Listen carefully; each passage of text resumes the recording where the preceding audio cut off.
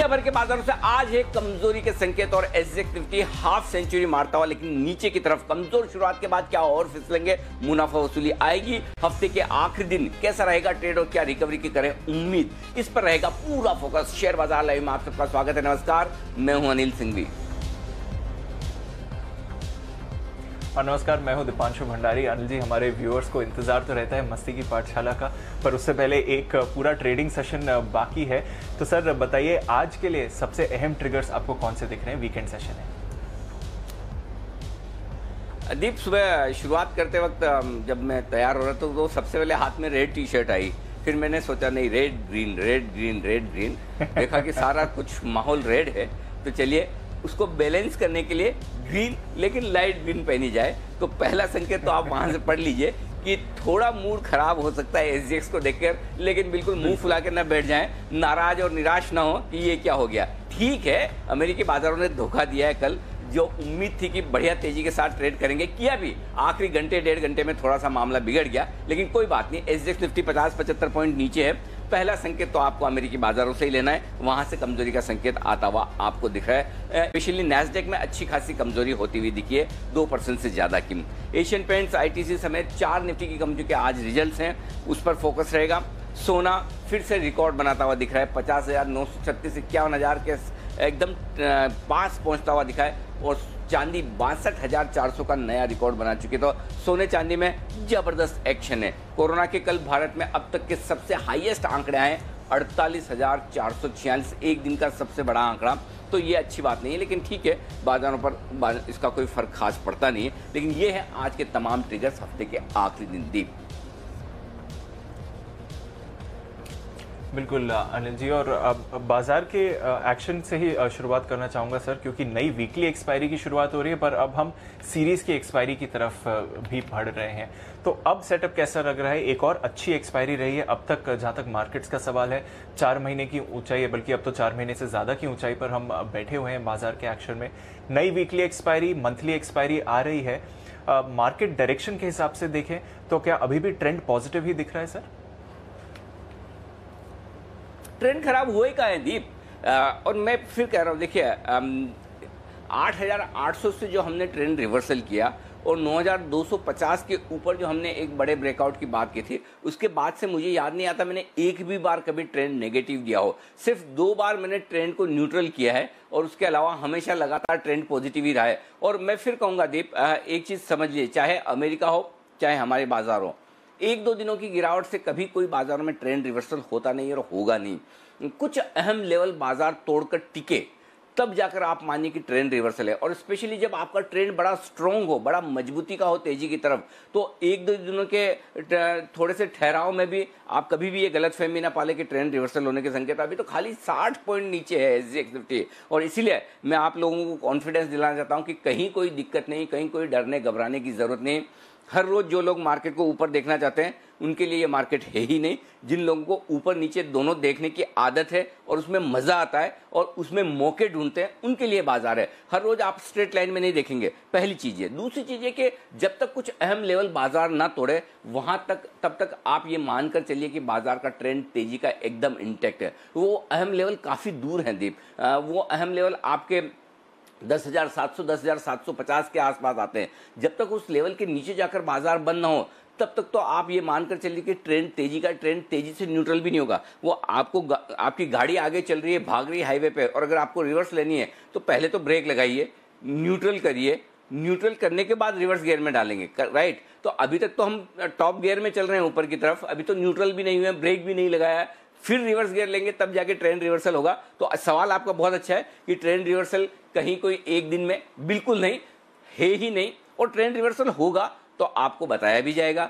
पकड़ के हम बताएंगे कि देखिए ट्रेंड रिवर्सल के संकेत आ रहे हैं, पहले न्यूट्रल हो जाइए, न्यूट्रल के बाद नेगेटिव भी होइए, वो वक्त आएगा। हाँ, बीच बीच में दिन के दौरान आप 50-100 पॉइंट ऊपर नीचे होता है, उसमें लॉन्ग कॉल शॉर्ट कॉल सारे वो आ सकते हैं, वो अपनी जगह है। लेकिन ट्रेंड का जहां तक सवाल है, ट्रेंड एक दिन में कभी बनता नहीं, एक दिन में कभी बिगड़ता नहीं, इनफैक्ट 2-3 दिन में भी बनता नहीं और 2-3 दिन में भी बिगड़ता नहीं, पहली चीज। अब आइए दूसरा सवाल जो आपने एक्सपायरी को लेकर पूछा। मुझे हमेशा वीकली एक्सपायरी के बजाय मंथली एक्सपायरी पसंद है। और मेरी पसंद की वजह ये नहीं कि मतलब मुझे कोई ऐसा खास लगाव है, और ऐसा भी नहीं कि पहले कई सालों से मंथली एक्सपायरी चल रही थी, अब वीकली एक्सपायरी, इसलिए वीकली एक्सपायरी कम पसंद है मंथली। हालांकि वीकली एक्सपायरी के अपने मजे हैं, हर गुरुवार को हमें बिजी रखते हैं, लेकिन मंथली एक्सपायरी की सबसे बड़ी खूबसूरती दो चीज़ों को लेकर है। पहली चीज, मंथली एक्सपायरी में एफआईज का और फंड्स का पार्टिसिपेशन पूरा होता है। वो आमतौर पर हेजिंग के लिहाज से वायदा कारोबार को देखते हैं। ट्रेडर्स का अपना इंटरेस्ट है तेजी मंदी करने का, ट्रेड करने का, खेलने का। वो उनके लिए फिर वीकली मंथली में फर्क नहीं पड़ता। इनफैक्ट उनको वीकली इसलिए अच्छी लगती है कि सस्ते ऑप्शन मिल जाते हैं, मंथली वाले में ऑप्शन बड़े महंगे होते हैं। लेकिन जो फंड्स हैं वो मंथली एक्सपायरी में ज़्यादा ट्रेड करते हैं, पहली चीज़। दूसरी चीज़, हमेशा आप देखिए मंथली एक्सपायरी वाली जो सीरीज है उसमें पोजीशन ज़्यादा होती है, डेटा ज़्यादा होता है। जितने ज़्यादा आप मुझे डेटा देंगे मेरे लिए एनालिसिस करना उतना आसान है बाजार के ट्रेंड को। जितने कम डेटा होते हैं उतने एनालिसिस परफेक्ट जाने की संभावनाएं कम हो जाती है। इसलिए मुझे इन दोनों कारणों से मंथली एक्सपायरी बड़ी पसंद है। और इस मंथली एक्सपायरी में आप कभी भी देखिएगा, हर शुक्रवार को जब नई सीरीज शुरू होती है तो आपको डेटा बहुत छोटे से दिखेंगे, फिर वो है ना सोमवार तक इंतजार करना है, डेटा बनने दो फिर देखते हैं। कई बार सोमवार को भी बहुत छोटे से मिलते हैं। लेकिन आज जो सीरीज शुरू हो रही है, अगले हफ्ते जो एक्सपायरी होनी है, मंथली भी है वीकली भी, एक तरह से इसमें डेटा भी भरपूर है, एनालिसिस करने में भी मजा आएगा। जी दीप। बिल्कुल अनिल जी, और मार्केट सेटअप समझने में भी मज़ा आएगा। तो सर आज के सेटअप की बात करते हैं और ग्लोबल मार्केट से सवाल पूछना चाहूँगा, क्योंकि मेरे को याद है इस हफ्ते की शुरुआत पर ही आपने बोल दिया था कि अब ग्लोबल मार्केट्स में जो ट्रेंड बन रहा है यूएस मार्केट्स में, आईटी स्टॉक्स पर थोड़ा रोटेशन बाहर होते हुए दिखेगा। और कल तो काफ़ी बड़ा हमने रोटेशन देखा, बल्कि कल सबसे बड़ी गिरावट आईटी स्टॉक्स की तरफ से आई थी। और सर यहाँ पे एक इंटरेस्टिंग डेटा और है जो आज सुबह मैं देख रहा था। इस साल S&P 500 इंडेक्स 1% ऊपर है साल में 2020 में। उसमें अगर आप 5 दिग्गज आईटी स्टॉक्स ले लें, फेसबुक, एप्पल, अमेजॉन, माइक्रोसॉफ्ट और गूगल, तो उनका योगदान है 35% ऊपर। यानी कि ये 5 स्टॉक्स 35% ऊपर हैं। और आप अगर बाकी के S&P 500 के स्टॉक्स देखें तो वो नीचे हैं, यानी कि 495 स्टॉक्स कंबाइंड इस समय नेगेटिव हैं। और सिर्फ इन 5 स्टॉक्स की दम पर पूरे अमेरिकी बाजारों में तेजी आई है। तो अब अगर ये ट्रेंड रिवर्स होता है तो ये तो फिर अमेरिकी बाजारों और फिर बाकी बाजारों पर भी असर ला सकता है सर। देखिए, इसको दो तरीके से देखिए दीप। पहली चीज तो ये कि है ना, प्रजा अपने आप में कुछ काम नहीं करती, उसके लिए राजा अच्छा होना चाहिए। मजबूत लीडर है तो टीम अच्छे से काम कर लेगी, राइट। ये हर जगह लागू होता है। और ऐसे में अगर आपके पास अमेरिका में नैस्डैक में 4-5 मजबूत लीडर हैं, फांग की जगह एम कर दिया उन्होंने, माइक्रोसॉफ्ट को जोड़ दिया, ये 5 मजबूत शेयर है जो लीड करके नैस्डैक को इतना लाइफ टाइम हाई पर ले जा रहे हैं। तो उसमें गलत क्या है? अच्छे लीडर नहीं होंगे तो मतलब देश या फिर कंपनी या फिर कोई भी ऑर्गेनाइजेशन आगे बढ़ेगा कैसे? तो लीडर तो आपको अच्छे होने चाहिए और मजबूत होने चाहिए। तो ये पॉजिटिव साइड है कि आपके पास लीडरशिप स्ट्रांग है। अगर लीडर अच्छा है तो बाकी लोग अपने आप काम कर लेंगे, या फिर लीडर उसको है ना कंपनसेट कर लेगा, कहीं कहीं थोड़े बहुत कम ज्यादा भी हो रहे हैं तो चलिए लीडर ने काम कर लिया। यही आपके लिए नैस्डैक में होता हुआ दिखा है। दूसरी बात, लीडरशिप नैस्डैक से आ रही है नहीं कि डाउ से आ रही है। आमतौर पर हमेशा डाउ से लीडरशिप आई है, तो अच्छी बात है ना, लीडरशिप बदलती रहनी चाहिए हमेशा। है ना, जब लीडरशिप बदलती है तो कुछ ना कुछ नया होता है, कुछ ना कुछ बदलाव होता है, fresh thought, fresh ideas, fresh execution आता है। वो अमेरिका में भी हो रहा है। तो ये पॉजिटिव साइड पर है। अब नेगेटिव साइड पे आइए, लेकिन क्या ये स्टॉक जो 80-80, 90-90, 100 के पी मल्टीपल पर ट्रेड कर रहे हैं, ये जायज और जस्टिफाई है क्या? वो कहते हैं कि beauty lies in the eyes of beholder. भाई जिसको जो अच्छा लगे वो अच्छा लगे। अल्टीमेटली आप और मैं कौन है इस पर क्वेश्चन मार्क लगाने वाले कि ये महंगे या सस्ते हैं। जो पैसा लगाकर खरीद रहा है उसका पैसा है, प्रॉफिट उसको होगा, लॉस उसको होगा। हम एनालिसिस कर सकते हैं। एनालिसिस करने में दीप एक सवाल जो उठ के आता है वो ये कि क्या ये अचानक से आज महंगे हो गए? क्या इनके वैल्यूएशंस या इतने जो भाग गए, या सिर्फ 5 शेयरों से तेजी बन रही है, क्या ये आज पता चला है? पॉइंट ये है दीप कि जब भी मार्केट गिरते हैं ना, तो गिरने के बाद ये एक बड़ी क्यूरियस, वो एक बड़ी टिपिकल सिचुएशन है। और ये सिचुएशन ये है कि आमतौर पर हम मार्केट का डायग्नोसिस करने के बजाय उसका पोस्टमार्टम करते हैं। डायग्नोसिस पहले पता लगाने की कोशिश कि बीमारी क्या है, इसका इलाज क्या होना चाहिए। पोस्टमार्टम हो जाने के बाद अब पता करो कि ये क्यों हुआ। तो पोस्टमार्टम ये हो रहा है कि 2.5% 2% का नैस्डैक नीचे गिरा है तो हम वैल्यूएशंस का पोस्टमार्टम करता है, वैल्यूएशन बहुत महंगे। अरे भाई अचानक से कल थोड़ी 80-90 के पी मल्टीपल पर हो गया, रोज ही नए लाइफ हाई बना रहे हैं, तो ये चलता रहेगा। लेकिन पॉइंट्स एक ही सिंपल है जिस पर हमें फोकस करना है, चाहे वो हिंदुस्तान हो चाहे दुनिया भर के बाजार हो, स्पेशली नैस्डैक अमेरिका में, और वो है पैसा, लिक्विडिटी।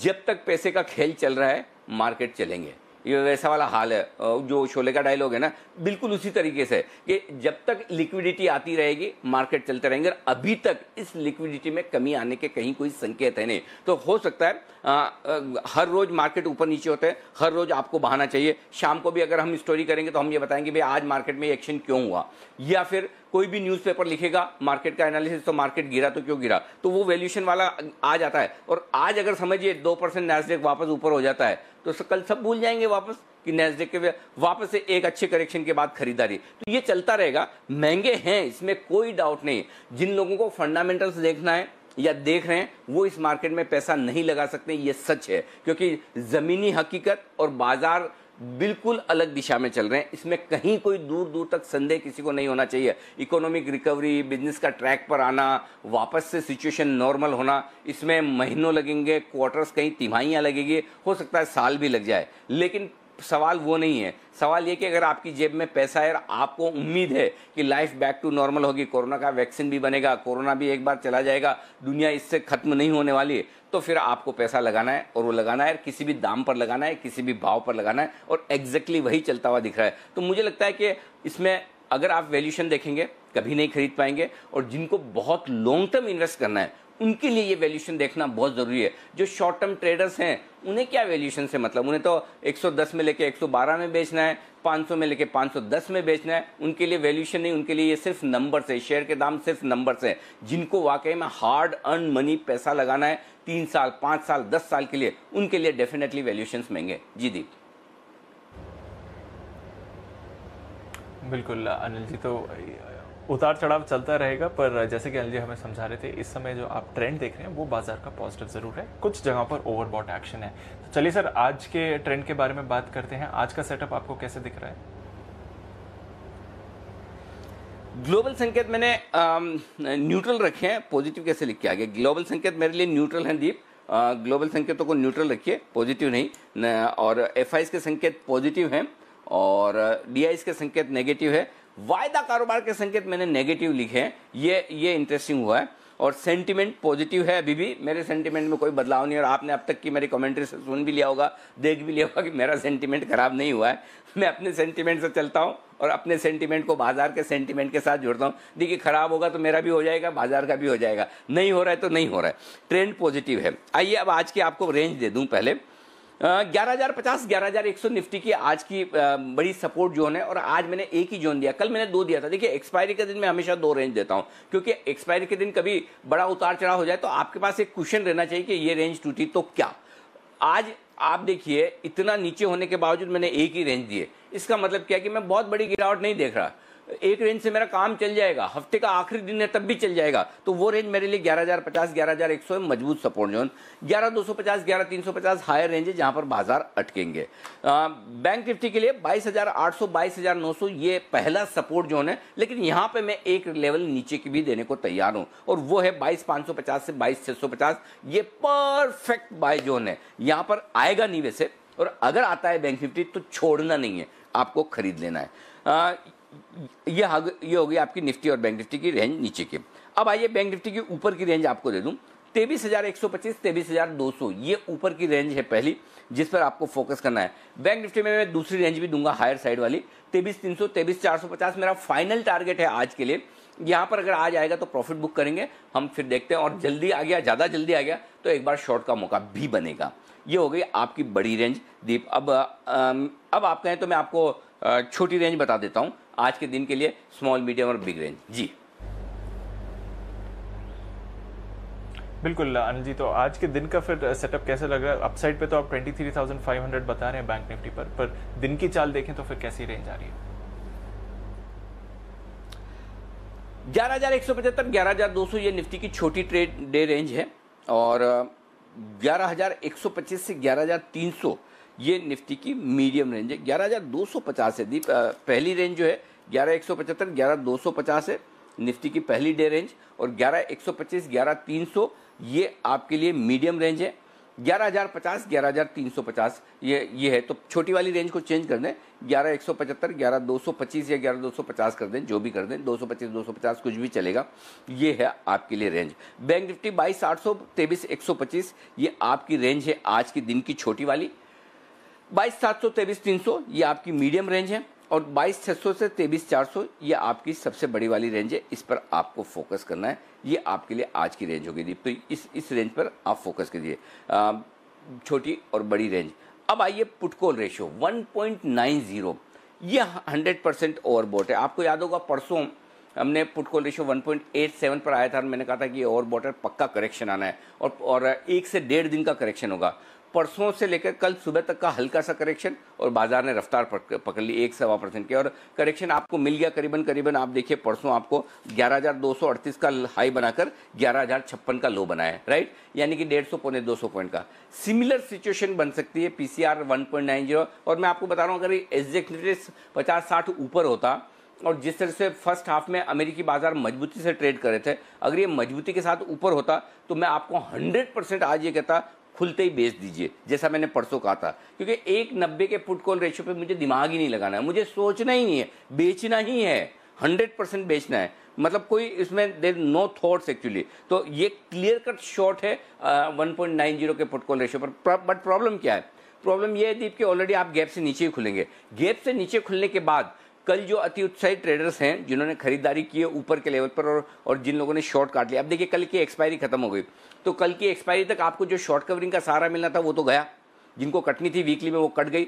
अब आपको फ्रेश खरीदारी चाहिए, तो अब होगा क्या, एक बार आप गैप से नीचे खुलेंगे, जो कल के कमजोर ट्रेडर्स है जिन्होंने तेजी की पोजीशन बनाई है, उनका स्टॉप लॉस 50-60 पॉइंट नीचे, 70 पॉइंट नीचे ट्रिगर होगा।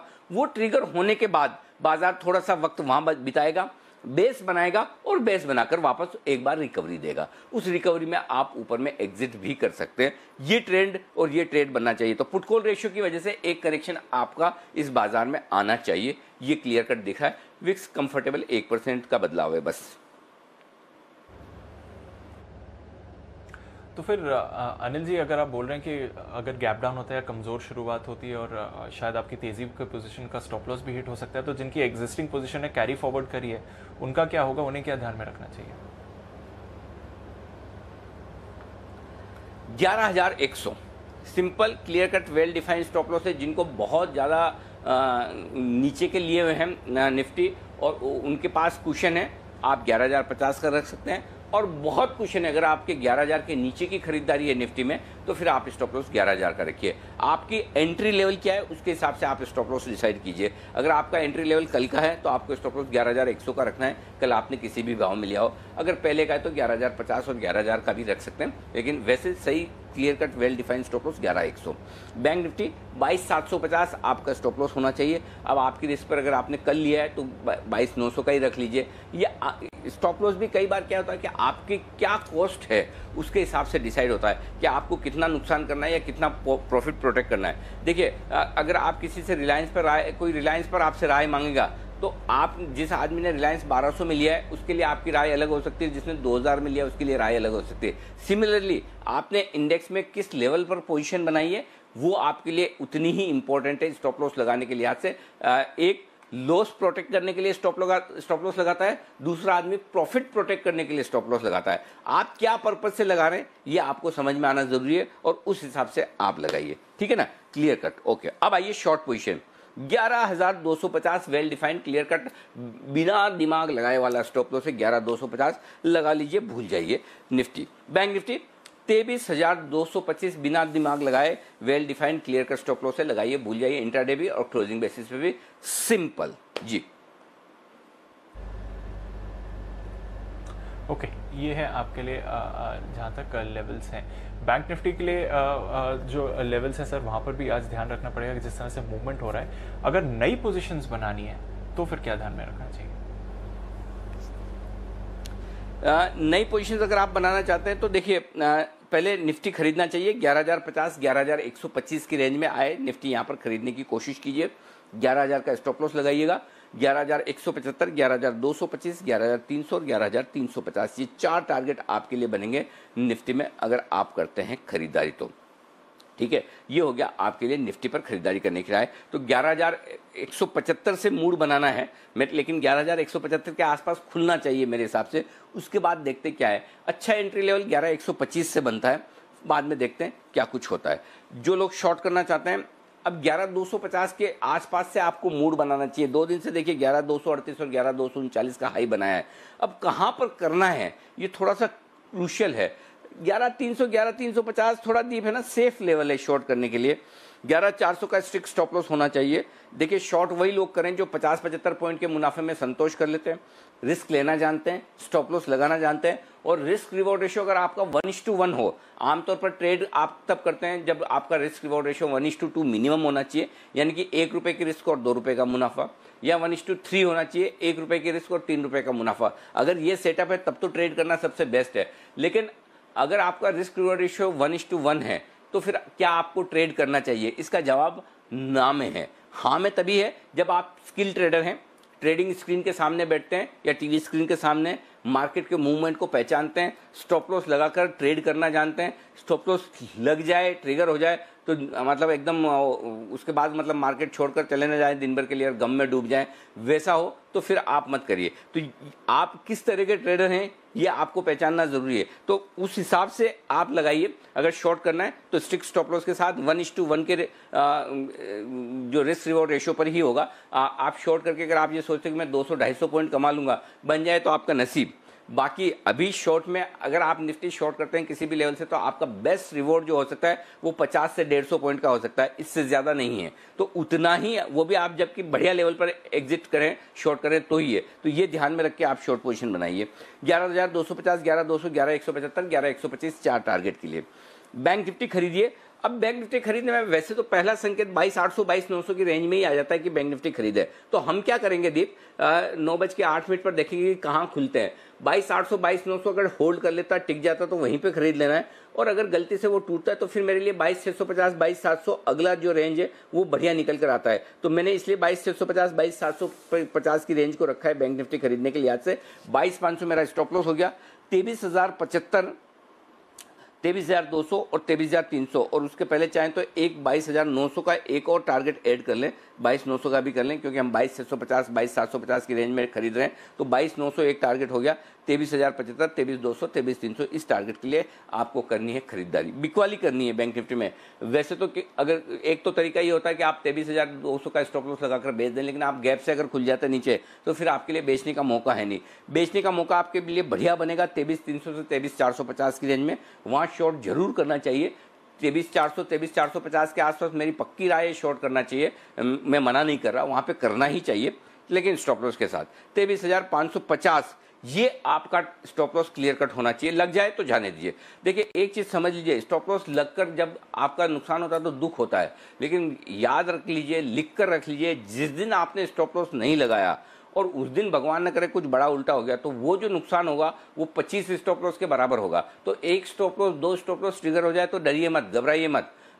अगर आप फौज में हैं और गोली चलाते हैं, अगर 10 गोली चलाते हैं तो 3 4 5 7 8 टारगेट पे लगती है, 1-2 तो इधर उधर जाएगी, मिस फायर होता है। सेम वही सिचुएशन से आप ये समझिए कि 2-4 मिस फायर होंगे, लेकिन वो 2-4 मिस फायर में आपको ध्यान ये रखना है, अगर आप स्टॉप लॉस नहीं लगाएंगे, एक बड़ा मिस फायर हो गया तो दिक्कत हो जाएगी। तो स्टॉप लॉस ट्रिगर हो जाने दीजिए। 23,550 का स्टॉप लॉस रखिए। 23,150, 23,075, 22,950 और 22,850 ये होंगे आपके टारगेट नीचे की तरफ, अगर आप बैंक निफ्टी शॉर्ट करते हैं। जी दीप। बिल्कुल आनंद जी, और आपने टारगेट हिट होने की बात करी, स्टॉप लॉस लगाने की अहमियत बताई। एक बार व्यूअर्स को बता देते हैं कि पिछले कुछ दिनों से काफ़ी सटीक राय आपको दी जा रही है जहां तक इंडेक्स कॉल्स का सवाल है, और कल भी बोला था कि सुस्ती के माहौल में खरीदारी करनी चाहिए, अच्छी गेंस आएंगी, और बिल्कुल वैसा ही होता हुआ दिखा। एक बार रिकैप ले लेते हैं उसका। मिलेगा मौका, और मैं तो बोल रहा हूँ ये 25 पॉइंट नीचे थोड़ा और आने दो, नीचे जितना नीचे मिलेगा उतना तुरंत खरीदने की राय देंगे। मैं 11,100 के नीचे से खरीदने का सोचूंगा, और अगर 11,050-60 पे आप खोल देते हैं तो ले लेना है, सोचना ही नहीं है। 11,025 11,050 इंट्राडे के लिए एंट्री जोन है। आप या तो 3 टुकड़ों में लीजिए, 11,135, 11,100, 11,050। जिनको 3 लॉट लेने हैं, सुबह लगातार हम 8 बजे से 9 बजे से यही बात कर रहे थे कि 3 लेवल दिए, हर एक लेवल से जहाँ खुले वहाँ खरीदिए, नीचे आए तो और ऐड कीजिए, 11,100 पर और लेना है, 11,050 आ जाए तो और लेना है, 11,135 पर भी लेना है। आप देखिए वहाँ से 100-125 पॉइंट ऊपर आ चुका है। पूरी तरह से आपको गिरावट में खरीदारी करने की, तेजी करने की जो राय दी थी वो सही सटीक साबित होती हुई दिखी।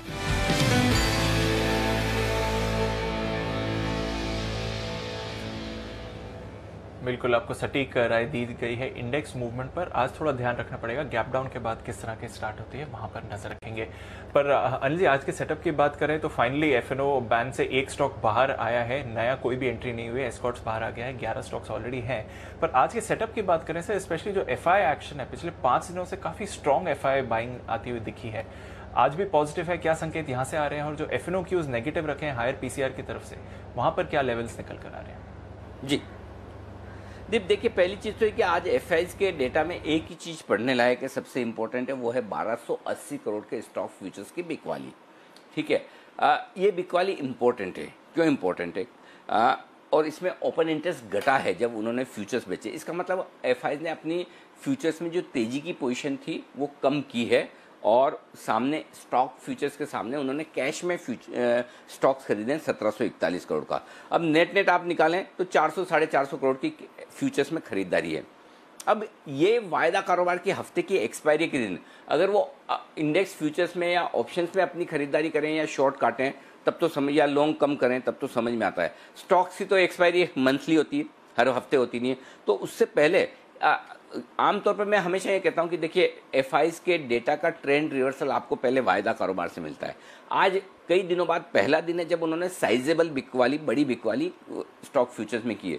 लेकिन मैं फिर यही कहूंगा कि ट्रेंड एक दिन में बनता नहीं, न बनता है न बिगड़ता है, इसलिए नजर रखेंगे। अगले 1-2 दिन देखते हैं क्या एफआईज कैश मार्केट में खरीदारी का सिलसिला और वायदा कारोबार में बिकवाली का सिलसिला अगर जारी रखते हैं। अगर वायदा कारोबार में ये बेचना शुरू करते हैं तो फिर 2-4-5 दिन बाद आप वापस कैश मार्केट में देखेंगे कि अब वो ट्रेंड वहां आता हुआ दिख रहा है। अभी तक तो कोई खास दिक्कत वाली बात नहीं है। 1740 करोड़ की खरीदारी अच्छी है, इंडेक्स 220 करोड़ के खरीदे हैं उन्होंने फ्यूचर्स में, और स्टॉक फ्यूचर्स में बिकवाली की है। लेकिन मेरी नजर है, मैं वो जो एकदम कहते हैं ना आंख बंद करके चेन की, अरे एफआईज के डेटा क्या देखने, ये तो अच्छे ही है ना, इनमें देखने जैसा क्या, बढ़िया है, सब बढ़िया चल रहा है, वो सब बढ़िया चल रहा है वैसा नहीं है। आंख खोल दो, देख लो। और घरेलू फंड तो बेच ही रहे हैं, 1800 करोड़ की रोज की बिकवाली है, वही रन रेट चल रही है। ठीक है, कोई दिक्कत नहीं है, अब तक दिक्कत की बात नहीं है। लेकिन अलर्ट का पहला संकेत आया है, देखते हैं आज के डेटा और सोमवार के डेटा, 2 डेटा देखने के बाद डिसाइड करेंगे कि क्या करना है। आइए वायदा कारोबार की तरफ। पहली चीज तो मुझे सबसे बड़ी समस्या है कि डिस्काउंट से प्रीमियम पर आ गया। बैंक निफ्टी 78 पॉइंट के डिस्काउंट से 11 पॉइंट का प्रीमियम, यानी कि लगभग 90 पॉइंट, ये फर्क पड़ गया आपके लिए। तो ये डिस्काउंट से प्रीमियम आना, इसका मतलब ये कि शॉर्ट्स निकल गए, आपके शॉर्ट्स कट गए। देखिए मार्केट में शॉर्ट सेलर की बहुत जरूरत है। नीचे के लेवल पे यही सपोर्ट देते हैं, खरीदारी करने यही लोग आते हैं शॉर्ट काटने के लिए, नहीं तो तेजी करने वालों की तो हिम्मत ही नहीं होती ना। आप 200 पॉइंट निफ्टी नीचे कर लो और अचानक से सबको है ना 10,000 के लेवल दिखने लगेंगे, तो वो इसलिए उस समय खरीदने वाला शॉर्ट सेलर ही है। लेकिन दुख की बात है कि हायर लेवल पे शॉर्ट्स उतने नहीं है जितने मुझे चाहिए। 11,200 आज के लिए निर्णायक लेवल है पहला आपका। 14 लाख शेयर पुट में है और 19 लाख शेयर कॉल्स में, उसमें भी 9 लाख शेयर कल जुड़े हैं। तो आप 11,200 के नीचे खुलेंगे, 11,200 के नीचे खुलते थोड़ा सा दबाव इनकी तरफ से रहेगा, लेकिन पोजीशन कम है, 14 लाख शेयर ज्यादा नहीं होते हैं। उसके ठीक बाद 11,100 पे 18 लाख शेयर है, वो भी ज्यादा नहीं है।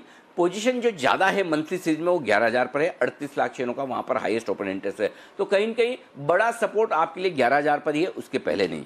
अब आइए 11,200 पार किया तो आपके लिए ऊपर छोटी छोटी 11,300, 11,400, 17-18 लाख शेयर है, बहुत ज्यादा नहीं है। सीधा बड़ा लेवल 11,500 का आता है। तो एक्सपायरी के हफ्ते में, मंथली एक्सपायरी के हफ्ते में रेंज बड़ी निकल कर आ रही है, छोटी से रेंज बड़ी हुई है 11,000, 11,500 के, और आप बीचों बीच में बंद हुए हैं लगभग 11,200 के आसपास। तो देखते हैं एक आध दिन आज देखते हैं कि किस तरह का मामला ये नजर आता है, फिर उसके बाद डिसाइड करेंगे। ये हो गया आपके लिए निफ्टी पर। लेकिन पुट कॉल रेशियो 1.90 पर है, मेरे लिए क्लियर कट ओवरबॉट है। मुझे कुछ सुनना कुछ देखना नहीं है। 1.90 के पुट कॉल रेशियो पर मैं फ्रेश खरीदारी नहीं कर सकता, नहीं करने की राय दे सकता हूं।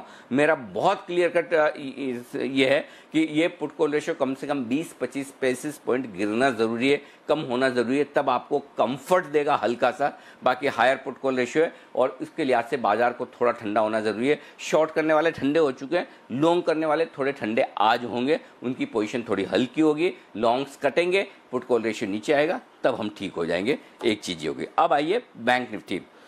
23,000 मेक और ब्रेक लेवल है, 5 लाख शेयर हैं कॉल्स में और 23,000 के नीचे आप जाएंगे तो कॉल राइटर्स थोड़े से हावी होंगे। कॉल राइटर्स को समझ में आ रहा है 23,500 के ऊपर टिकने में मुश्किल आती हुई दिख रही है। हालांकि कल क्लोज हुए हैं, लेकिन देखते हैं। आज 23,000 मेक और ब्रेक वाला लेवल है, नीचे 22,500 पर स्ट्रॉन्ग सपोर्ट है और ऊपर वापस 23,500 के आसपास थोड़ा सा लेवल। तो मेरे लिए बैंक निफ्टी पर वही 23,000 का लेवल इंपॉर्टेंट है। ऊपर 23,400-500 आएगा तो पक्का बेचेंगे, नीचे 22,500 22,700 की रेंज में आएगा तो पक्का खरीदेंगे। सिंपल जी दीप। बिल्कुल अनिल जी, तो हायर लेवल्स पर थोड़ा बिकवाली का प्रेशर है, पर बिकवाली के बाद खरीदारी के मौके भी आपको मिलेंगे। इंटरेस्टिंग डे होने वाला है ट्रेड सेटअप के लिए। कुछ ही देर में वरिंदर बंसल भी जुड़ेंगे हमारे साथ रिजल्ट एक्सरे के लिए, जानने की उनकी राय क्या है कुछ नतीजों पर उससे पहले बात कर लेते हैं हमारी रिसर्च टीम के साथ और देख लेते हैं कौन से स्टॉक्स पर आपको फोकस करना चाहिए। कुशल, पूजा, देवांशी और आशीष हमारे साथ जुड़ रहे हैं। कुशल, गुड मॉर्निंग। बताइए आज कौन से अहम ट्रिगर्स हैं और खबरों वाले स्टॉक्स कौन से हैं? Good morning Deepanshu. तो शुरुआत ट्रिगर्स के साथ करते हैं। आज कैश सेगमेंट में काफ़ी सारे नतीजे आने वाले हैं जिन पर आपको स्पेशली फोकस करना है। वो कोरोमंडल इंटरनेशनल, अतुल लिमिटेड, साथ ही CCL प्रोडक्ट्स, कल हमारे गेस्ट ने रिकमेंडेशन भी दी थी इस पर। तो यहाँ पर जो है आपको फोकस रखना होगा। कैश सूची लंबी है। साथ ही सैटरडे यानी कि कल यहाँ पर भी काफ़ी सारे रिजल्ट्स आने वाले हैं कैश बेस से, जिसमें परसिस्टेंट सिस्टम, CDSL, MCX, आरती ड्रग्स जैसे स्टॉक शामिल है। वहीं डिशमैन कार्बोजन, इस पर नजर रखिए। आज बाईबैक जो है बंद होगा और बाईबैक में हिस्सा लेने की आज आखिरी तारीख है। इनफैक्ट जो कीमत है वो 150 रुपये प्रति शेयर है और कुल साइज जो है बाईबैक का वो 72 करोड़ का है। स्ट्रीपैक्स, इसकी भी आज राइट्स इशू की रिकॉर्ड डेट है और 72 रुपये प्रति शेयर के भाव पर ये राइट्स इशू तय किया गया है। और जो रेशियो है, इंटाइटलमेंट रेशियो, हर 27 शेयर पर 4 राइट्स शेयर जो है आपको मिलते हुए नजर आएंगे। साथ ही अब नतीजों की बात करते हैं। कल जो पोस्ट मार्केट आए हैं, बायोकॉन देखिए, यहाँ पर अनुमान से बेहतर साइड पर हर फ्रंट पर आपको नतीजे आते हुए दिखेंगे। मुनाफा हमारा 109 करोड़ का अनुमान था, 153 करोड़ का है। साथ ही कंपनी की मार्जिन हमारी एक्सपेक्टेशंस 21% की थी, उसके मुकाबले 24% की मार्जिन जो है कंपनी ने रिपोर्ट करते हुए दिखे हैं।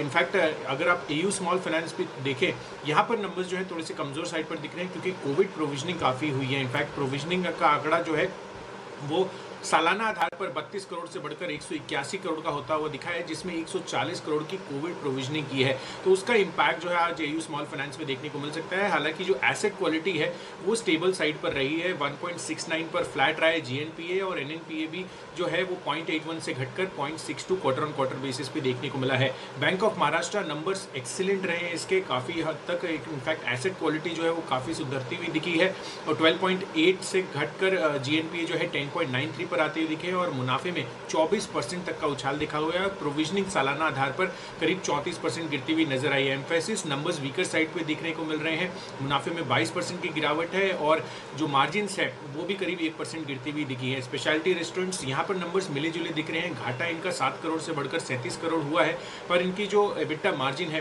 वो पॉजिटिव साइड पर होती हुई दिखी है 5.4% पर। तो ये कुछ एक रिजल्ट्स हैं मेरी तरफ से। बिल्कुल, तो कुछ रिजल्ट्स हैं जहां पर आपको फोकस करना चाहिए। कुछ और स्टॉक्स हैं लिस्ट में। पूजा के पास। पूजा, गुड मॉर्निंग। बताइए कौन से स्टॉक्स पर फोकस है? जी, शुरुआत नतीजों से करते हैं। पायोनियर डिस्टिलरीज, यहाँ पर कंपनी के नतीजे कमजोर आए हैं। आय में 23% की गिरावट है, एबिटा लॉस है और इसके अलावा कंपनी ने इस बार भी घाटा ही दर्ज किया। हालांकि घाटे में कमी आई है लेकिन 20 करोड़ का घाटा इस बार भी देखने को मिला है, तो कमजोर नंबर्स हैं। रेपको होम फाइनेंस ने Q4 के नतीजे जारी किए हैं, Q4 FY20 के, जिसमें कि नंबर्स मिले जुले दिख रहे हैं। अगर ब्याज से आय की बात करेंगे तो वहां पे 20% की बढ़त हुई है, लेकिन प्रोविजनिंग कंपनी को काफी ज्यादा करनी पड़ी कोविड-19 के सामने सामने, और इसी के चलते मुनाफे पे असर थोड़ा दिखा है और 8% की गिरावट इस बार मुनाफे में देखी गई है। कुछ खबरों की बात करें तो सन फार्मा आज इस पर स्टॉक पर नजर रखिए। टैरो फार्मा में यूएस कोर्ट में चल रहे प्राइस फिक्सिंग मामले को सेटल कर दिया है और यहाँ पर $205 मिलियन चुकाने का समझौता भी किया है। ये करीब 2013 से 2015 का मामला था जिसमें कि जेनरिक दवा कीमत तय करने का आरोप लगाया था और इसमें 6 कंपनियों पे सुनवाई अभी बाकी है। औरोबिंदो, डॉक्टर रेड्डीज, ल्यूपिन, वर्कहार्ट, जाइडस, ग्लेनमार्क भी इस लिस्ट में शामिल है, लेकिन कल जो डेवलपमेंट हुआ है वो सन फार्मा के लिए हुआ है, तो इस पर आप नजर रखिए। ल्यूपिन, ये स्टॉक भी फोकस में रहेगा। डायबिटीज की दवा का जेनरिक बनाने के लिए यूएस एफडीए से मंजूरी मिल चुकी है, ये फिलहाल टेंटेटिव अप्रूवल है, लेकिन आज ल्यूपिन भी फोकस में रहेगा। यस बैंक, कल हमने एफपीओ की एक न्यूज आपको दी थी, अब उसको लेकर क्लैरिफिकेशन आया, कंपनी ने सफाई दी है और कुछ डिटेल्स भी आई हैं। एफपीओ के जरिए अलॉटेड शेयर अब 24 जुलाई को डीमैट अकाउंट में आएंगे और अलग और टेम्पररी आईएसआईएन कोड से के जरिए ये शेयर दिए जाएंगे और 27 जुलाई यानी कि सोमवार को टेम्पररी कोड वाले जो शेयर है वो मौजूदा शेयर के साथ में कन्वर्ट हो जाएंगे। तो ये एक अपडेट आ रहा है येस बैंक के लिए, जिसको कि कल लेकर हम कुछ यहाँ पर खबरें भी चल रही थी, तो अब येस बैंक की तरफ से बयान आ गया। उसके अलावा एक और खबर है, सर्किट फिल्टर घटाकर 10% हो चुका है येस बैंक का। एक्सिस और मैक्स फाइनेंशियल, यहाँ पर जी बिजनेस की खबर पर मुहर है, हमने आपको पहले ही बता दिया था और अब देखिए ऑफिशियल कंफर्मेशन आ गया है। आईआईडीआई ने एक्सिस और मैक्स फाइनेंशियल रिस्ट्रक्चर में बदलाव करने का आदेश दे दिया है। आज रियल एस्टेट कंपनियों पर भी नजर रखिए क्योंकि यहाँ पर खबर आ रही है कि वित्त मंत्री ने कल रेजिडेंशियल प्रोजेक्ट पर फोकस किया है। रियल एस्टेट में निवेश बढ़ाने को हरी झंडी दे दी है, जिसमें कि 7 सरकारी कंपनियों में क्षमता विस्तार पर करीब 25,000 करोड़ रुपए खर्च किए जाएंगे। आज सरकारी कंपनियां भी फोकस में रहेंगी। सरकार ने जनरल फाइनेंशियल नियम 2017 में बदलाव कर दिए हैं, जिसकी की बातें भी काफी समय से चल रही थी। अब कोई भी लैंड बॉर्डर साझा करने वाले जितने भी देश हैं, अगर वो किसी इंडियन प्रोजेक्ट में बिड करना चाहते हैं तो उनके लिए कुछ रिस्ट्रिक्शन यहाँ पर सख्ती कर दी गई है। तो आज सरकारी कंपनियों पर भी नजर रखें, इनको फायदा हो सकता है। और बस मेरी तरफ से इतनी खबर है। ढेर सारी खबरें हैं पूजा के पास, कुछ और खबरें हैं देवांशी के पास। गुड मॉर्निंग देवांशी, बताइए। Good morning Deepanshu. आज सबसे पहले आप नजर रखिए स्पेंसर्स रिटेल पर, जहां पे कल बोर्ड की बैठक आज हुई थी और वहां पे 80 करोड़ के राइट इश्यू की घोषणा की है। कंपनी ने हर 15 शेयर जो आपके पास होंगे उसके बदले आप 2 राइट इश्यू के लिए एंटाइटल्ड हैं। साथ ही 4 अगस्त से लेकर 18 अगस्त तक ये इश्यू खुला रहेगा। 29 जुलाई ये रिकॉर्ड डेट है, यानी कि उस दिन पर आपके पास शेयर होने चाहिए। और जो इश्यू प्राइस है वो 75 रुपीज प्रति शेयर पर तय की गई है, जो कि करीब 17% के डिस्काउंट पर फिलहाल लाया गया है। पीएनसी इंफ्राटेक पर नजर रखें। एनएचएआई से कंपनी को करीब 1550 करोड़ के 2 ऑर्डर्स मिलते हुए दिखे। 2 हाईवे कंस्ट्रक्शन के लिए ऑर्डर्स मिले हैं। चीन की जो कंपनीज हैं इनके ऑर्डर्स कैंसिल हुए, उसके बदले में ये कंपनी को ऑर्डर मिलता हुआ दिखा है। विप्रो पर नजर रखें, जहां पे बेल्जियम की कंपनी फोर्स का अधिग्रहण करेगी। कंपनी 580 करोड़ में ये अधिग्रहण करती हुई दिखेगी, जो सितंबर के अंत तक पूरा होता हुआ दिखेगा। साथ ही कंपनी के साथ ही आप ये भी देखिए, जब से नए सीईओ आते हुए दिखे हैं तब से इस महीने की ये दूसरी डील है। ये विप्रो के लिए सेंटिमेंटली पॉजिटिव है। इनियोस टायरोल्यूशन, इस पर कड़ी नजर रखी क्योंकि प्रमोटर्स ने 1100 रुपए प्रति शेयर के डीलिस्टिंग प्राइस को खारिज कर दिया है। साथ ही पिछले 2 दिन में कोई काउंटर ऑफर नहीं दिया है। आज आखिरी तारीख है, डेडलाइन है, तो इस पर नजर रखनी होगी। और साथ ही फंड एक्शन में रोजहारी बायोटेक, जहां पे गोल्डमैन सैक्स ने करीब 4.81 लाख शेयर 692 रुपीज प्रति शेयर के भाव पर खरीदे हैं। साथ ही इनसाइडर ट्रेड्स में अपोलो टायर्स पर नजर रखनी होगी, जहां पे promoter sunrise properties and investments ने करीब 9.5 करोड़ शेयर्स खरीदे हैं 22 जुलाई को। इसके चलते अपोलो टायर्स पर भी आप नजर रखें। तो ये हैं खबरें, लेकिन देवांशी चेक करिएगा क्योंकि आइनोस स्टाइलेशन में मेरे ख्याल से मैनेजमेंट ने मना कर दिया है कि वो ओपन ऑफर नहीं देंगे, रिवाइज नहीं करेंगे और 1100 रुपए की प्राइस को वो एक्सेप्ट नहीं कर रहे हैं। उन्होंने कहा है कि अब ओपन ऑफर नहीं लाएंगे, ऑफर खारिज हो चुका, राइट, नहीं लाएंगे। तो डीलिस्टिंग ऑफर खारिज हो चुका है। तो आइनोस स्टाइलेशन में 1100 रुपए की प्राइस एक्सेप्टेबल नहीं है प्रमोटर्स को। आइए अब वक्त है वरिंदर रिजल्ट एक्सरे का।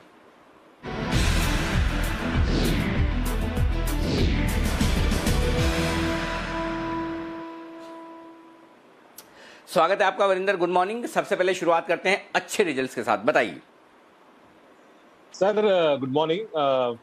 आज के दिन में ऑनेस्टली जब मैं कल के नंबर्स देख रहा था तो फुस नंबर्स बहुत ज्यादा थे और बहुत कम थे जिनको मैं अच्छे नंबर्स बोलूंगा। सर अगेन ट्रेंड वही चल रहा है दैट मिड कैप आईटी के नंबर्स अच्छे आ रहे हैं। जो भी खाने देने वाले कंपनीज हैं उनके नंबर्स अच्छे आ रहे हैं, but capital goods, industrials, auto, उनके नंबर बहुत खराब आ रहे हैं। सो अच्छे नंबर्स में एग्रोटेक फूड्स के नंबर्स अच्छे आए थे सर, बहुत अच्छे नहीं थे बट अच्छे थे।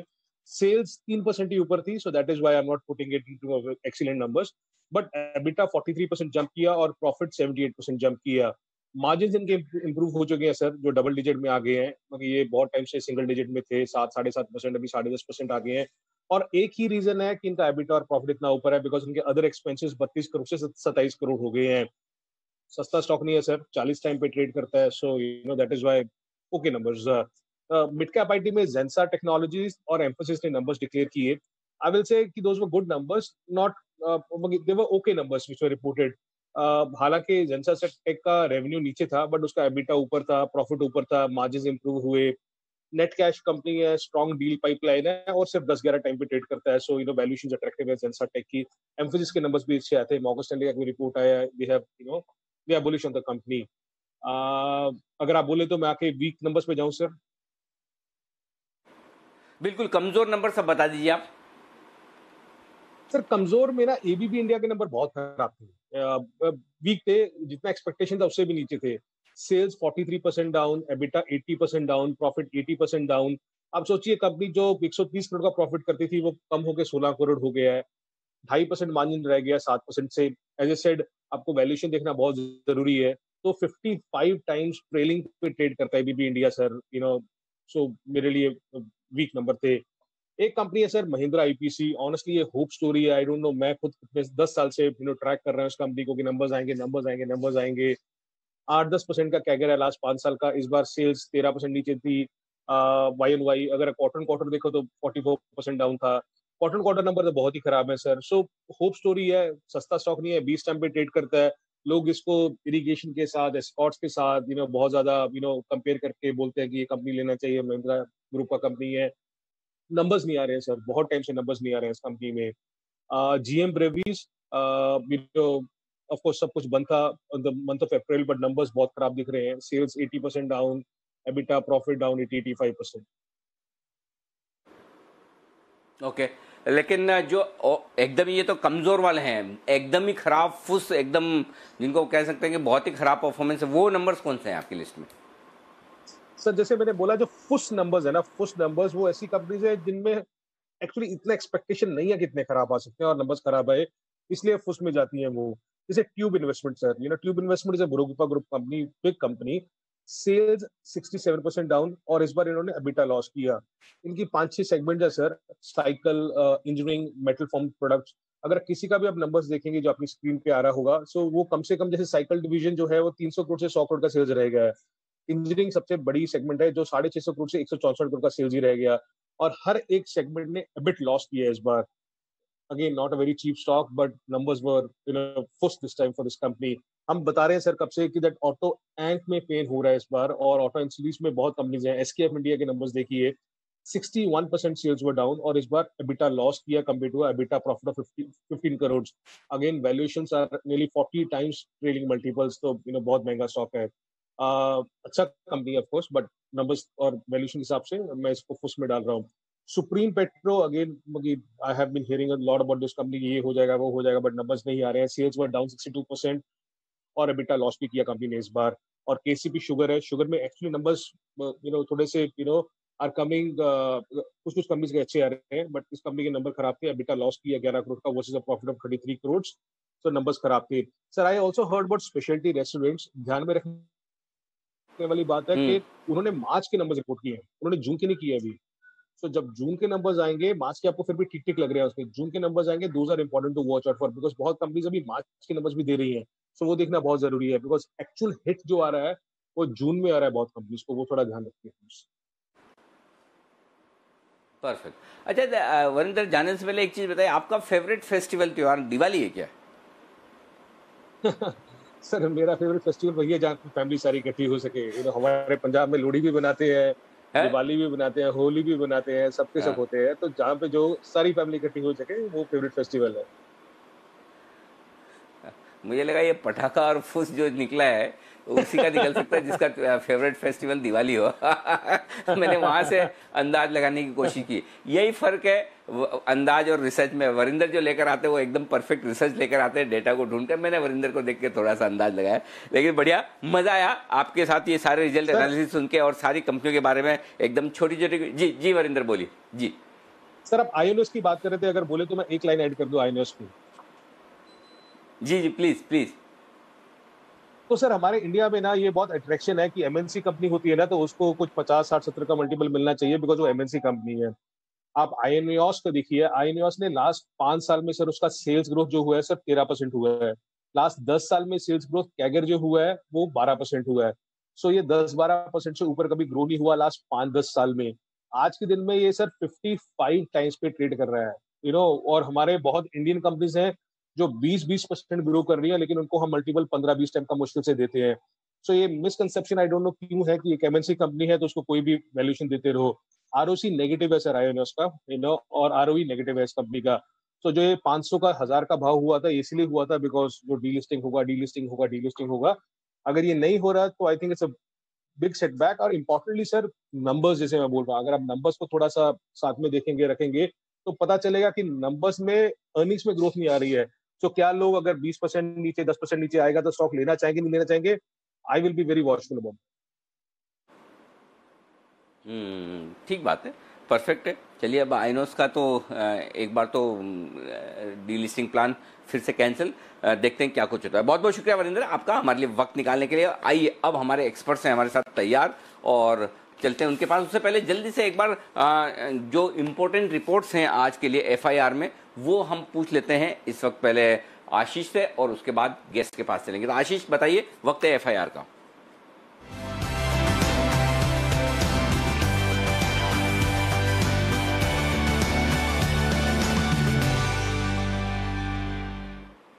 बताएं आशीष आज की स्टॉक्स वाली reports.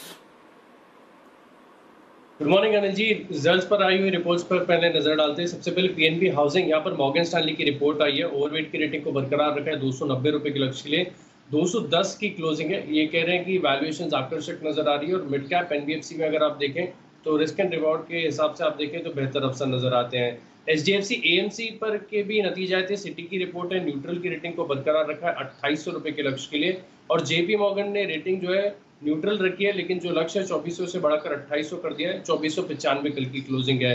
EU small finance bank Morgan Stanley की रिपोर्ट है, इक्वल वेट की रेटिंग को बरकरार रखा है 575 रुपए के लक्ष्य के लिए। ये कह रहे हैं कि जो नेट इंटरेस्ट इनकम कंपनी ने रिपोर्ट की है वो अनुमान से 8% नीचे, जिसके चलते स्टॉक पर नेगेटिव है।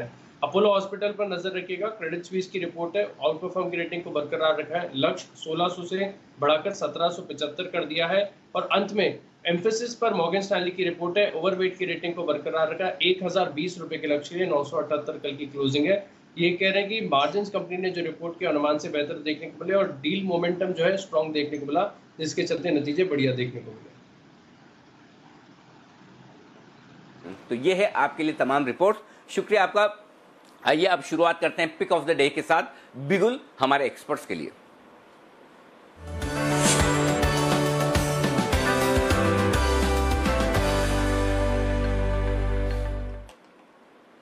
वागिल साहब गुड मॉर्निंग सर, बताइए करिए शुरुआत। Anil ji good morning, Deepanshu good morning. मेरा बाय कॉल है अपोलो हॉस्पिटल्स पे, जो हमने कल लास्ट आधे घंटे में बात की थी। क्लियर कट ब्रेकआउट है, मुझे लगता है आज भी मुंह आनी चाहिए। 1531 का बंद है, 1512 का मेरा स्टॉप लॉस होगा, 1578 का टारगेट होगा आज, या मे बी आज और मंडे में आना चाहिए। ओके, और आपका साथ देने के लिए तैयार हैं अपोलो हॉस्पिटल में क्रेडिट स्विस। वागले साहब आज रिपोर्ट आई है, क्रेडिट स्विस ने टारगेट अपना 1600 रुपए से बढ़ाकर 1775 किया है। दमदार टारगेट अपोलो हॉस्पिटल्स पे आए हैं क्रेडिट स्विस की तरफ से, तो ये भी रिपोर्ट आपको थोड़ा सा मदद करती हुई नजर आएगी। तो वागले साहब की राय खरीदारी की। कुणाल जी गुड मॉर्निंग सर, बताइए अपनी पिक।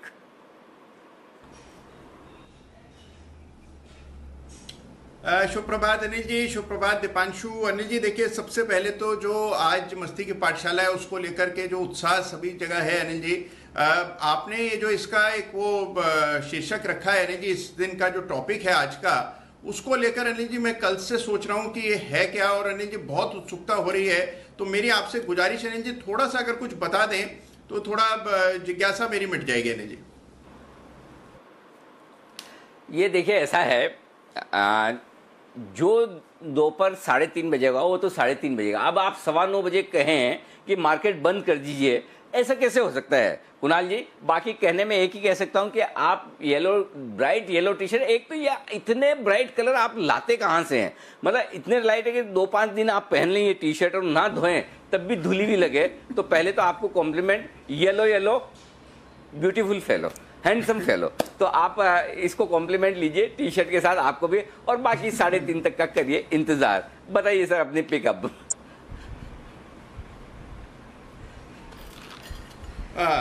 देखिए अनिल जी, जो पिक आज मैंने चुनी है, ये स्टॉक जो है ये कमाल का शेयर है। इसमें एक ब्रेकआउट आते हुए कल के ट्रेड में देखा गया। अनिल जी, बहुत समय पहले मैंने और राकेश जी ने आईसीआईसीआई सिक्योरिटीज पर खरीदारी की राय दी थी।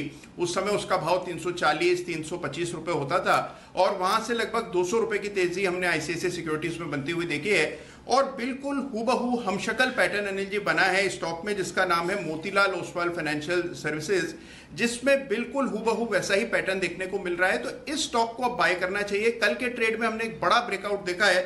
मुझे लगता है अनिल जी ये स्टॉक रुकेगा नहीं। सबसे पहला जो टारगेट है वो लगभग 780 रुपए का है, दूसरा टारगेट 825 रुपए का है। तो 780-825 के पोजिशनल टारगेट के लिए बाय करें। 685 पर एक छोटा सा स्टॉप लॉस रख करके मोतीलाल ओसवाल फाइनेंशियल आज की पिक ऑफ द डे है।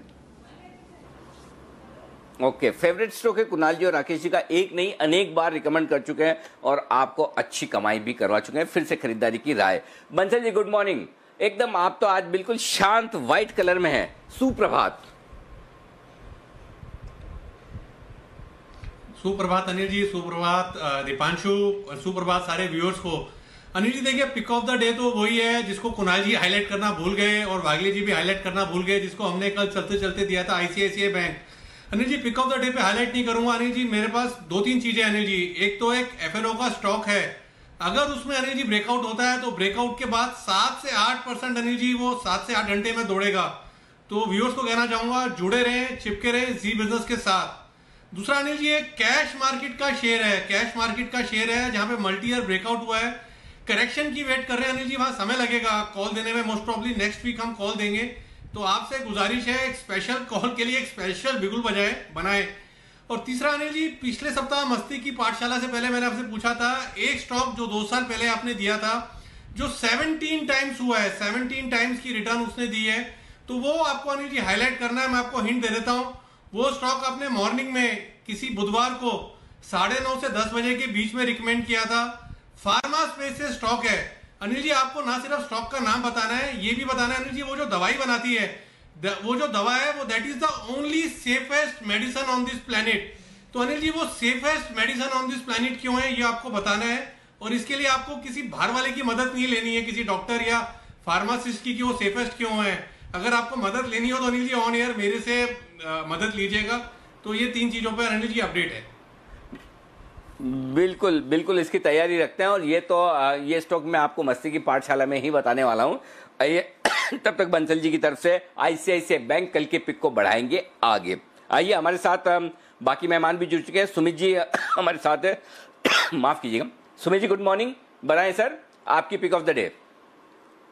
गुड मॉर्निंग अनिल जी, सभी को गुड मॉर्निंग मेरी तरफ से। पिक ऑफ द डे के तौर में सिंजिन स्टॉक अच्छा लग रहा है। सिंजिन के अंदर कल एक अच्छा अपसाइड मोमेंटम देखने को मिला था और ये फॉलोअप मूव देखने को मिलना चाहिए, जिसके अंदर ऊपर में 450 रुपए से लेके 470 रुपए तक का move pick of the day और 2-3 दिन के नजरिए में देखने को मिल सकता है। तो उसको जिन्होंने खरीदारी करके चल रहे हैं वो होल्ड करें पोजीशंस, फ्रेश खरीदारी करके चलने का सलाह रहेगा। कोई भी डिप अगर 432 तक देखने को मिलता है या 30 तक देखने को मिलता है तो उसमें खरीदारी करें। यहां से ऊपर में 450 से लेके 470 तक का अपसाइड मूव सिंजिन में देखने को मिलना चाहिए। नीचे में 421-422 का सपोर्ट है तो वो स्टॉप लॉस होगा।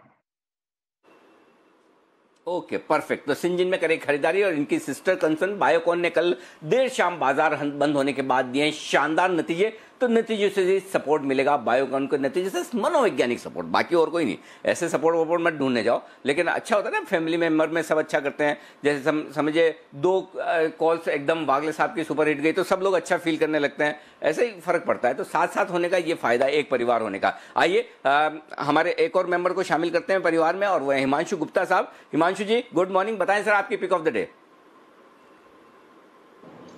Good morning Anil ji, good morning Dipanshu और सभी को गुड मॉर्निंग।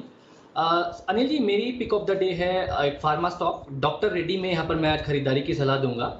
स्टॉक बहुत ही अच्छा पॉजिटिवली पोजीशनड है और मेरी नज़र रहेगी स्टॉक में एक बार 4150 4160 के ऊपर अगर ये स्टॉक निकलना शुरू होता है तो मुझे लगता है ना केवल आज के लिए बल्कि इमीडिएट शॉर्ट टर्म में यहाँ 5 से 7% तक की तेजी बनती हुई नजर आएगी। यहाँ पर अगर शॉर्ट टर्म चार्ट देखें तो एक इन्वर्टेड हेड एंड शोल्डर बना है और स्टॉक अपने ऑल टाइम हाइज के बेहद करीब है। मुझे लगता है कि डॉक्टर रेड्डी यहाँ पर एक ऐसा काउंटर है जो ना केवल यहाँ से नियर टर्म में 4300 बल्कि 4500 तक के भी टारगेट दिखा सकता है। तो डॉक्टर रेड्डी यहाँ पर आज मेरी तरफ से एक पिक ऑफ द डे रहेगी। 4080 का एक स्टॉप लॉस लगाया जा सकता है। 4250 और 4300 के इंट्राडे के टारगेट्स के साथ मैं डॉक्टर रेड्डी में यहाँ पर खरीदारी की सलाह दूंगा। परफेक्ट। तो डॉक्टर रेड्डीज में करें खरीदारी आप। Sachin ji good morning sir, आपका stock? Good morning Anil ji, good morning Deepanshu. Anil ji, मेरा भी स्टॉक सेम है डॉक्टर रेड्डीज। यहाँ पर अगर हम इंट्राडे चार्ट पे देखें तो कल एक ब्रेकआउट ऑलरेडी एस्टैब्लिश हो चुका है 4120 के लेवल्स के आसपास। जो लेवल्स मैंने रेकमेंड किए हैं वो फ्यूचर्स के हैं, तो मुझे लग रहा है कि यहाँ से जो मोमेंटम मिलेगा वो लगभग 4220 तक एक्सटेंड होना चाहिए। एंड आई थिंक जैसे हिमांशु ने बात की है, पोजिशनली मुझे भी लग रहा है कि अराउंड 4300 4340 तक ये मूव एक्सटेंड होनी चाहिए अगले कुछ दिनों में। सो मुझे लग रहा है यहाँ पर इंट्राडे के लिहाज से भी अराउंड 4070 के स्टॉप लॉस के साथ यहाँ पर लॉन्ग पोजीशन बनाई जा सकती है। इमीडिएट टर्म में मुझे लग रहा है अराउंड 4220 तक ये मूव एक्सटेंड होनी चाहिए फ्यूचर्स में। तो यहाँ पर लॉन्ग पोजीशन बनानी है डॉक्टर रेड्डी में ऑन अ डिक्लाइन टुवर्ड्स 4120 4140। ये एक अच्छा जोन है जहाँ पर ये स्टॉक अक्यूमुलेट करना चाहिए। ओके, तो ये है आपके लिए डॉक्टर रेड्डीज में खरीदारी करने की राय सचिन जी की तरफ से भी। सिद्धार्थ जी गुड मॉर्निंग सर, बताएं आपका डोज आज का कौन सा है स्टॉक?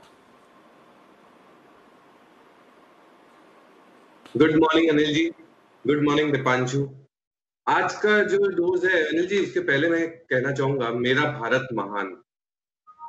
ये मैं इसीलिए कह रहा हूं क्योंकि भारत को और महान बनाने के लिए डिफेंस की रिक्वायरमेंट होगी और ये महान बनाने के लिए जो कंपनी सबसे ज्यादा आगे रहेगी वो है Bharat electronics, BEL। Bharat electronics मुझे लगता है कि 120 के टारगेट से जरूर खरीदारी करनी चाहिए। बहुत सारे कारण हैं बट मैं 3 कारण कहूंगा। स्ट्रॉन्ग Q4 नंबर्स आए थे, इस बार के Q4 के नतीजे अच्छे रहे थे। दूसरा, ऑर्डर बुक बहुत दमदार है। अगर Q4 का ऑर्डर बुक की बात करूं तो पिछले साल के ऑर्डर बुक की बात करूं तो करीबन 13,000 करोड़ का ऑर्डर बुक। ये पूरा ऑर्डर बुक की बात करूं तो करीबन 52,000 करोड़ का ऑर्डर बुक है। तो मुझे लगता है कि भारत इलेक्ट्रॉनिक्स एक 120 के टारगेट से जरूर खरीदारी करनी चाहिए। 120 के टारगेट से भारत इलेक्ट्रॉनिक्स में खरीदारी करने। और कल ही आशु मदान साहब ने भी यहां पर खरीदारी करने की राय दी थी आपको। कल क्लोजिंग वाले शो में उन्होंने बोला था कि ये मेरा BTST कॉल है और यहां पर आप तेजी करके चलें। आइए अब करते हैं फर्स्ट ट्रेड की शुरुआत हेडलाइंस के साथ।